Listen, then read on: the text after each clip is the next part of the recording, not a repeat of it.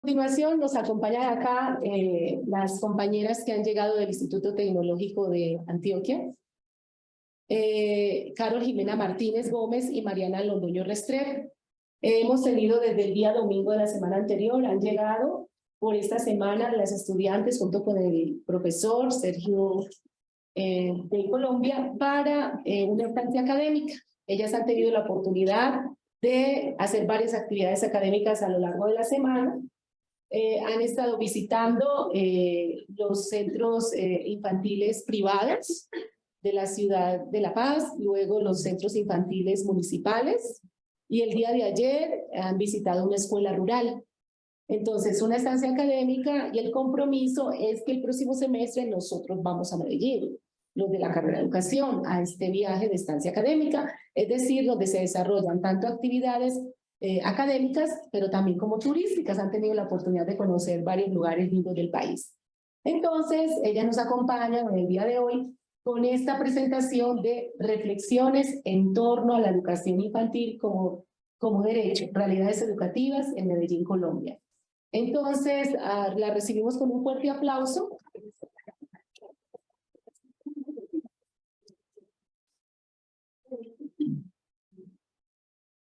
Y vamos a... Bueno, muy buenos días, ¿cómo están? Bien, gracias. Bueno, nosotras también estamos muy bien, estamos muy agradecidas de estar aquí con ustedes. Gracias por recibirnos, por acogernos de esa manera tan cariñosa. Mi nombre es Mariana Londoño y el nombre de mi compañera es Carol Martínez. Nosotras somos estudiantes de licenciatura en educación infantil del 7º semestre en Medellín, Colombia, y queremos compartir con ustedes un poquito acerca de qué es eso de la educación como derecho, ¿cierto? Sí. ¿Qué es primero? El video. Bueno, entonces acá vamos a ver un video de qué es la educación en los niños y en las niñas. Pues para los niños, ¿qué es? ¿Qué creen que es?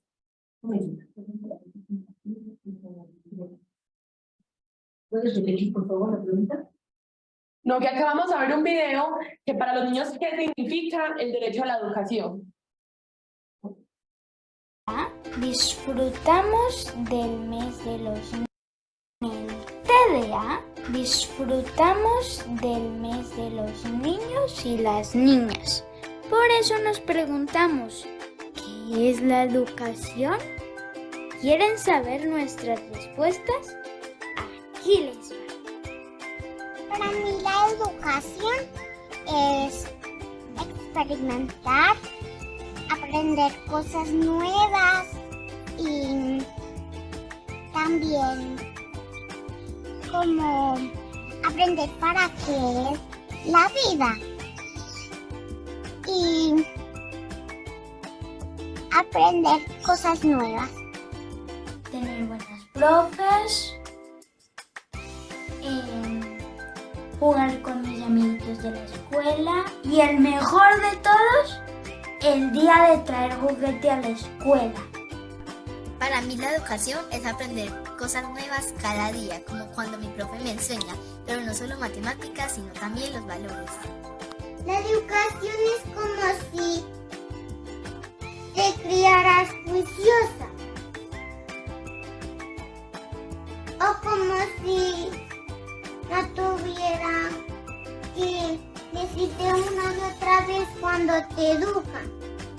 La educación es educar a una persona o un niño o una niña, como por ejemplo también dándoles las lecciones que se merecen, pero también educándolo, como por ejemplo yo le voy a enseñar a este niño sobre la física, o le voy a enseñar sobre la ciencia, los robots. Eso es educar. Y ahora, cuéntanos, también queremos saber qué es para ti la educación. Déjanos tu respuesta en los comentarios. Adiós, chao, hasta la próxima. Bueno, entonces queremos saber para ustedes, pues, ¿quién se anima a participar? Para ustedes, ¿qué es la educación? Porque ya vemos como lo que piensan los niños sobre la educación. La obra de Filipo. Sí. Para mí la educación es emocionarse, ¿no? Por aprender, por saber algo nuevo, tener esa emoción. Perfecto. Transmitir conocimientos con mucha paciencia y amor, principalmente también ayudar y concientizar a los estudiantes para el amor. Realmente la educación tiene muchas definiciones y agradecemos a ustedes por compartir sus apreciaciones con respecto a eso de la educación.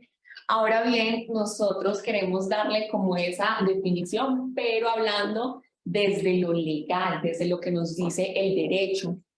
Inicialmente, la educación como derecho es una garantía jurídica y universal que se debe de garantizar a todas las personas y debe de evitarse o debe de protegerse en caso de que haya alguna omisión a esa garantía o a ese obstáculo.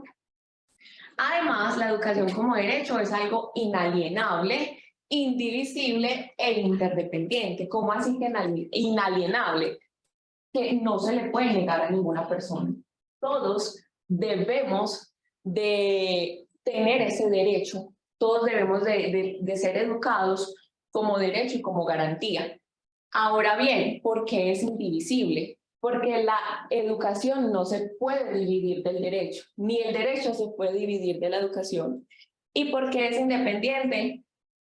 Yo considero que el derecho, o bueno, todos los derechos dependen de todas las personas, porque si no hay educación, no hay personas, y si no hay personas, no hay educación. Entonces, hay como una relación intrínseca ahí, revuelta, porque lo uno depende del otro.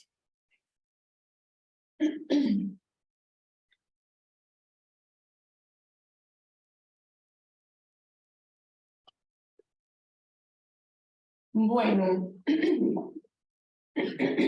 Bueno. ¿Cuál es el objetivo de la educación como derecho? Bueno, sabemos que todas las personas tenemos derechos humanos.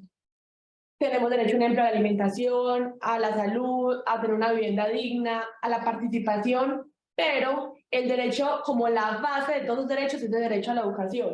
¿Por qué? Porque, un ejemplo, si yo tengo educación, voy a saberme expresar, participar, buscar soluciones para mis problemas.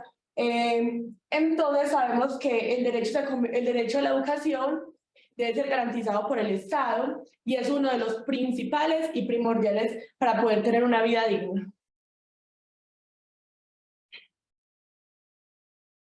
Bueno, acá vemos una lista de países de Latinoamérica, por cierto, y unas fechas. No quiere decir que antes o después de esas fechas estimadas ahí no se haya luchado por ese desarrollo o por esa garantía del derecho a la educación. Solo que en estas fechas específicamente algunos países de Latinoamérica han incorporado esa obligatoriedad por ese derecho a la educación.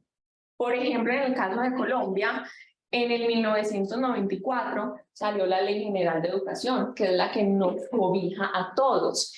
Y esa ley nos da el paso a paso de cómo se debería garantizar ese derecho a la educación.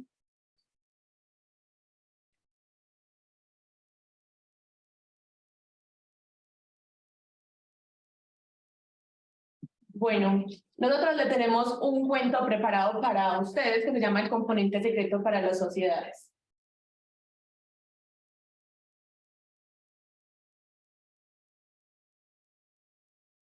Acá, en el...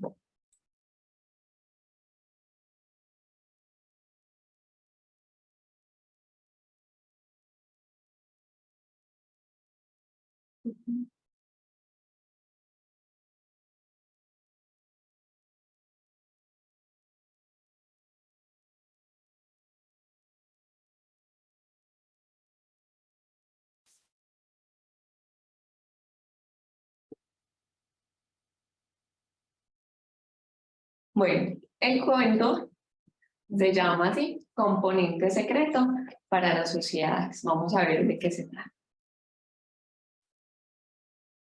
Arriba, eso.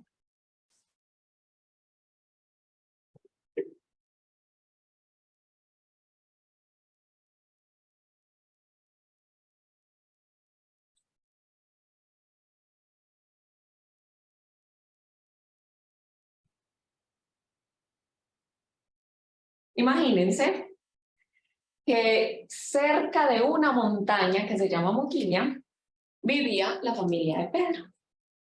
Todas las mañanas, al salir de su casa para la escuela, Pedro debía de caminar durante mucho tiempo, imagínense, 50 minutos, bajo el sol, bajo la lluvia, bajo el hambre, y su madre trabajaba la tierra. De allí salía el sustento, pues era poco, como se imagina.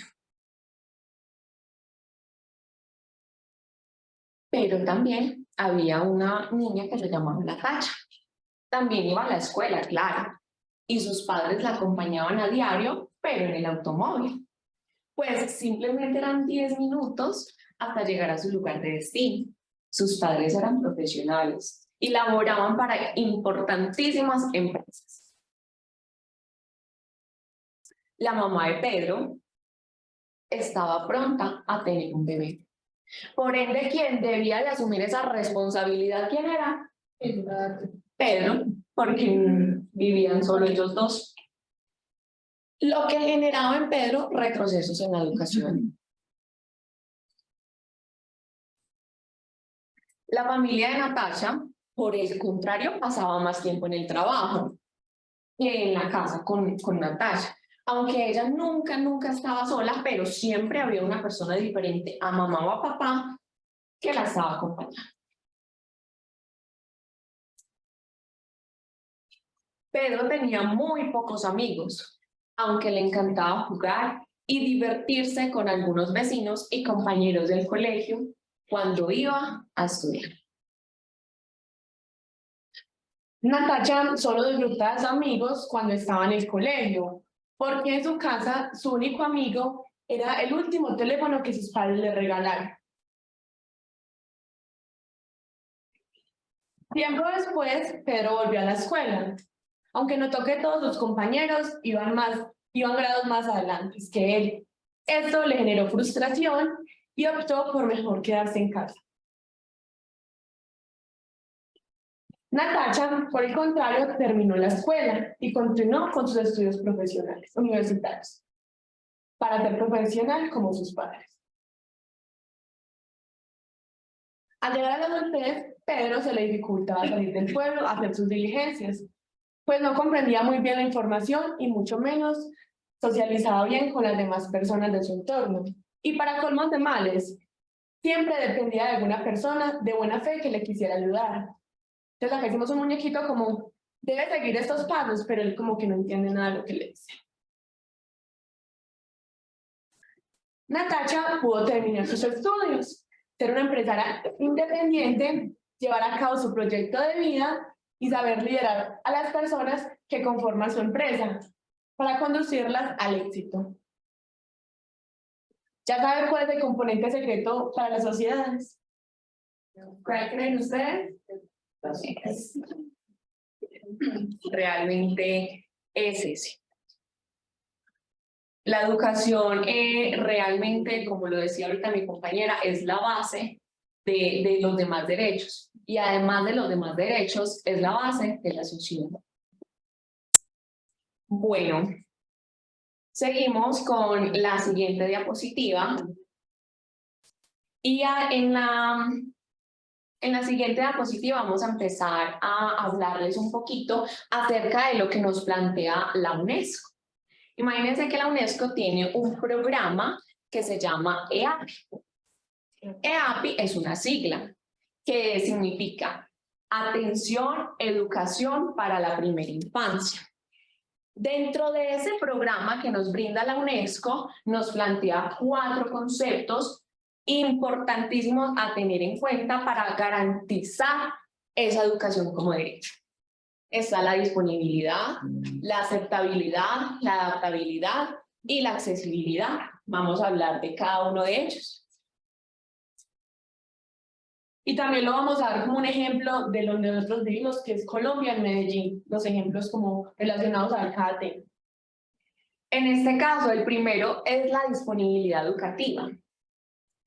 Es garantizarle a la población que va a ser educada instituciones, programas de enseñanza en cantidad y calidad suficiente para que ese derecho sea garantizado. ¿Cómo así? Suficientes instituciones educativas, suficientes centros infantiles, suficientes recursos y talento humano, suficientes recursos como agua potable, recursos sanitarios, talento humano calificado y todos los demás recursos indispensables para poder garantizar ese derecho deben de estar disponibles en cantidad y en calidad considerable.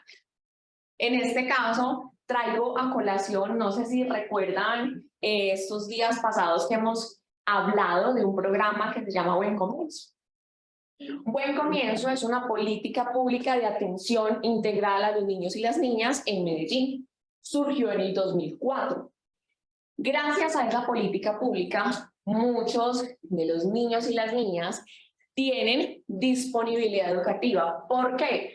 Porque acoge a toda la población en situación más vulnerable.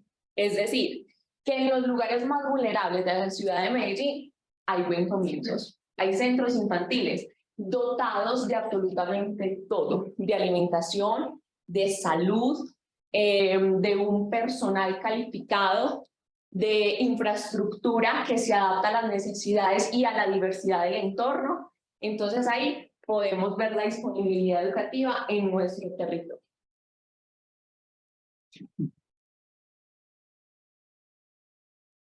Bueno, como accesibilidad educativa es quitar toda aquella barrera que a las personas con discapacidad, movilidad reducida, otra discapacidad se pueda desplazar y tener como un contexto propio de cada uno que se pueda desplazar sin ayuda de otros.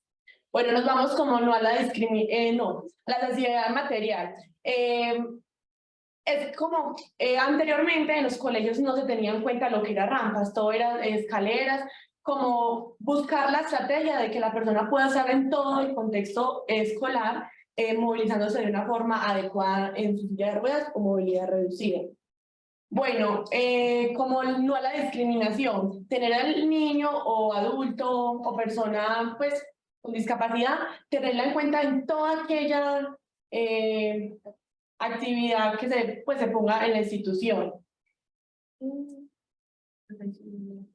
La accesibilidad económica hace referencia más como a que los recursos estén al alcance de toda la comunidad para que ese derecho a la educación sea garantizado.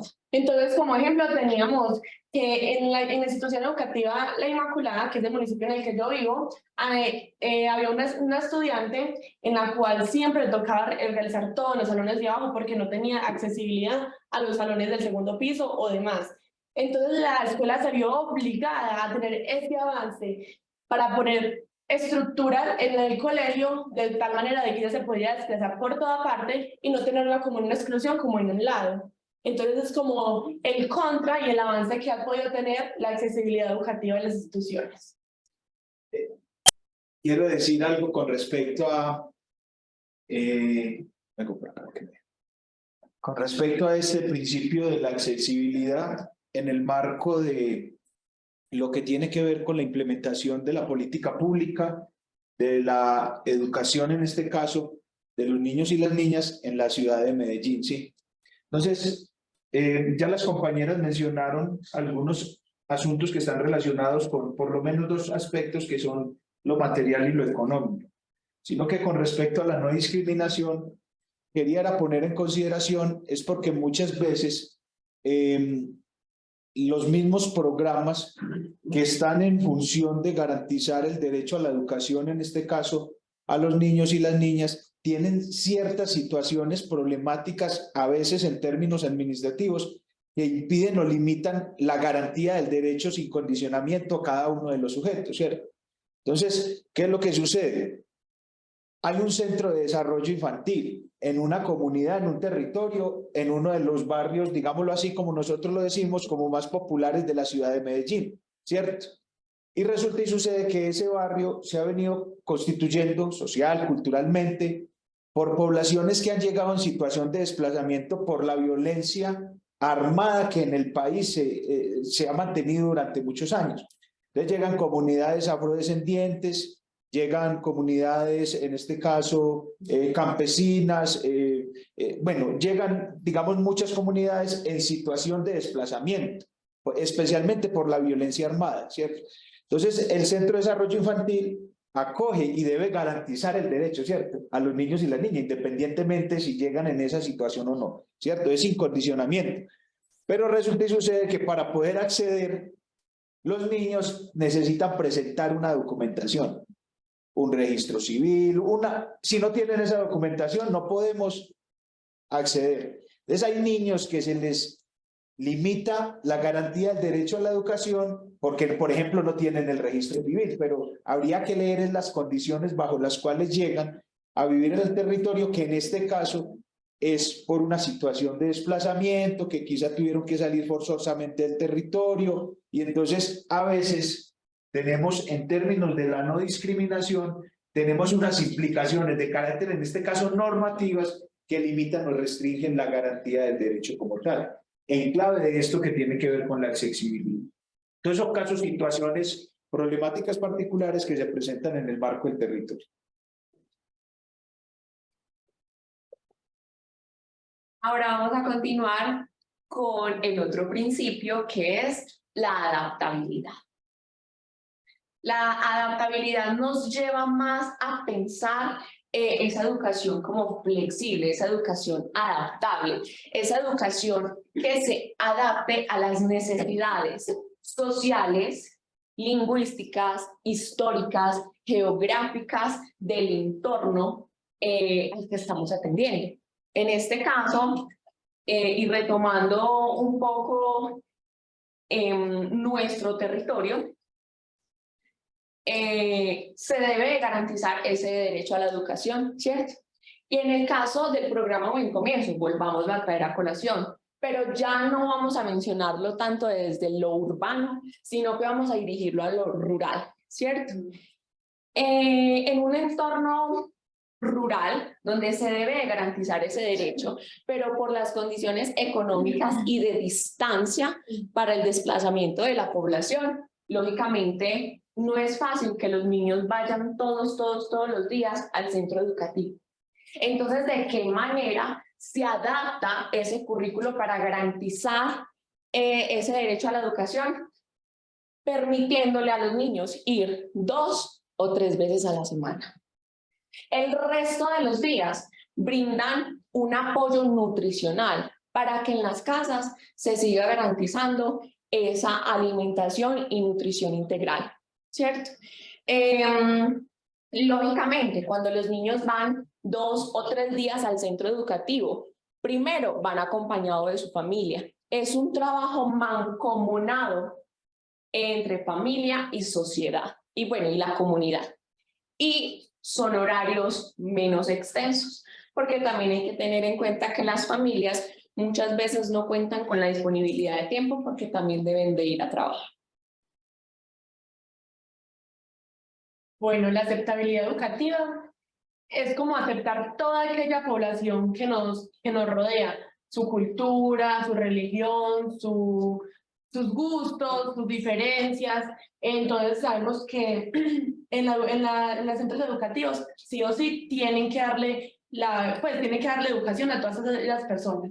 Ejemplo, en la institución en la que yo estudié anteriormente, por ejemplo, el uniforme era rojo y todo tenía que ser del color rojo. Por ejemplo, los moños, si te ibas a pintar las uñas, todo tenía que ser del rojo. Si ibas con otro color, te expulsaban. Entonces, eso es algo que el colegio ha podido tener un avance, porque mi hermanita ya está en ese mismo colegio y ya es de libre expresión, ¿cierto?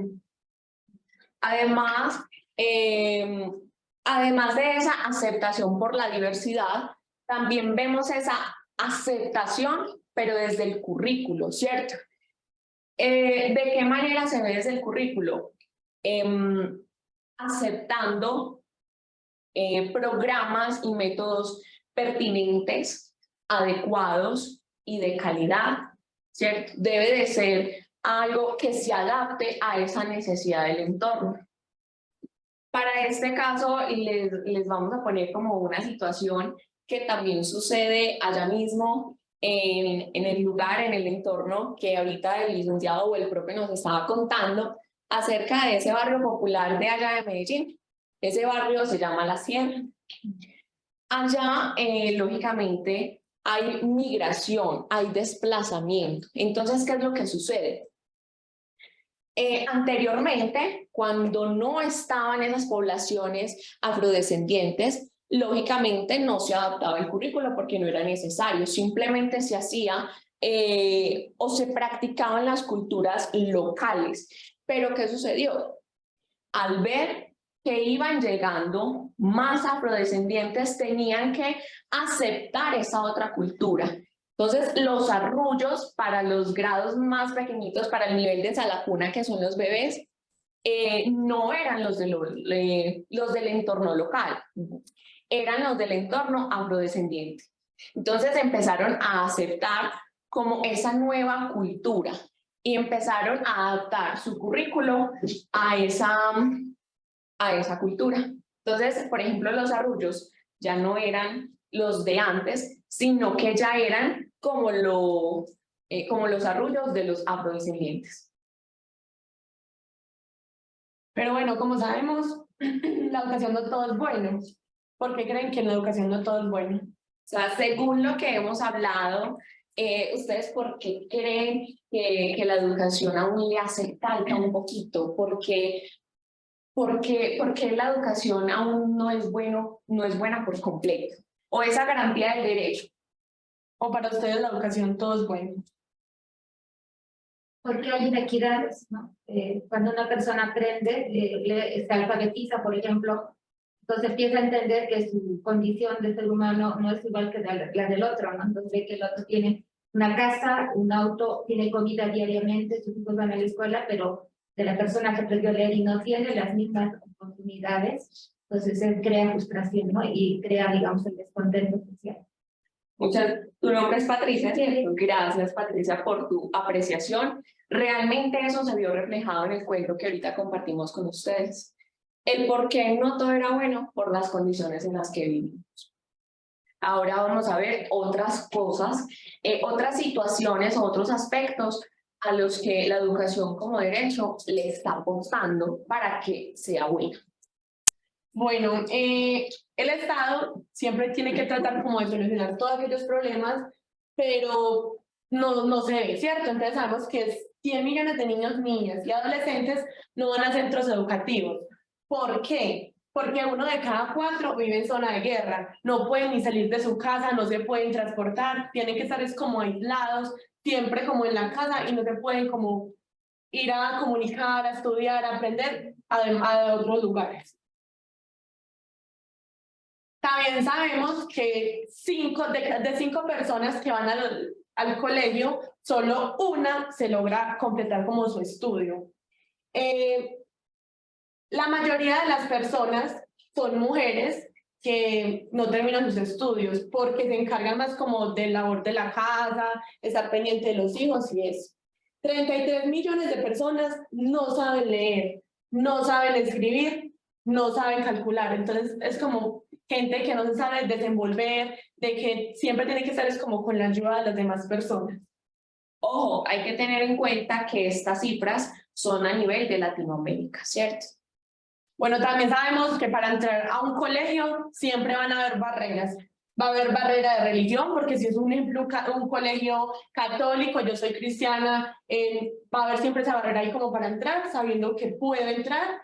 La discapacidad, porque hay centros educativos que no se encuentran como con la Las Sí, con las condiciones para Atender atender esa necesidad, la orientación sexual, porque en algunos colegios son muy rígidos. Cuando una persona con diferente orientación sexual va a entrar, la etnia, las culturas, que sabemos que cuando un estudiante entra tenemos que acogerlo, tenemos que acoplarlo, tenemos que darles como atención y apoyo para que siga como al nivel de los demás. Y la edad, porque sabemos que ya la educación ya es para todos, desde el más pequeño hasta el mayor. Entonces sabemos que tenemos que eliminar es como toda aquella barrera que se nos presenta. Acá mostramos algunas de las barreras, que hay gente que tiene que pasar ríos para poder llegar a una institución. Entonces el Estado, ¿qué es lo que tiene que hacer? Buscar la manera de poner un puente, de poner una herramienta para poder una solución para que se pueda garantizar ese derecho. Hay gente que vive demasiado lejos, que tiene que caminar muchas horas para poder llegar a la institución. Entonces, como sabemos, el Estado ya brinda instituciones en cada vereda, en cada municipio, en varias partes, para que las personas se puedan desplazar con mayor facilidad. También encontramos lo de la infraestructura, como hablaba mi compañera anteriormente, que necesitamos una infraestructura de calidad para poder que los niños puedan tener como una educación de calidad. Bueno, y como sabemos, todo nos basamos en la UNESCO, que lo que él principalmente hace es respetar, proteger y garantizar la educación.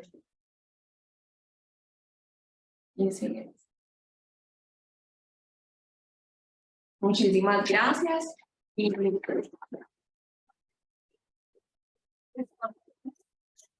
abiertos a las Cualquier dudas, pregunta. inquietudes, sugerencias, comentarios.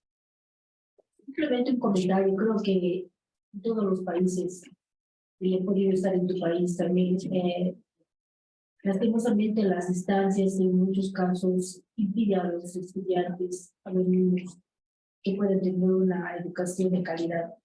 Porque no solamente en tu país, también acá hay varios que los niños tienen que caminar horas de horas. Y en la misma ciudad eso se refleja. Que lastimosamente los gobiernos y las personas que están a cargo no harán esto para dar ese servicio que realmente es una necesidad a nivel de la sociedad. Sin embargo, lastimosamente esto se refleja en todas las comunidades, donde los niños por diferentes condiciones económicas, sociales, familiares, y como el ejemplo que tú mostrabas, a veces ellos tienen toda la predisposición de querer aprender, pero a veces no pueden. Porque a veces se encuentra que los niños tienen que estar a cargo de un hogar, sin papá, mamá y trabajando. Algo que yo quiero aclarar o que me gusta, o sea, es como un pensamiento crítico frente a lo que nos plantea la UNESCO y a lo que se plantean en todos los lineamientos curriculares de los estados. Se ve muy bonito escrito, sinceramente. Se ve súper completo todo lo que se plantea ahí, pero la realidad es completamente otra. Y la educación es un proceso y es una lucha de nunca acabar. Entonces nosotras y todos los que estamos acá en la sala, tanto presencial como virtual, debemos de inicialmente ser apasionados y amantes por la educación. Y que esa pasión nos permita seguir luchando y seguir avanzando para que realmente se cumplan todas esas garantías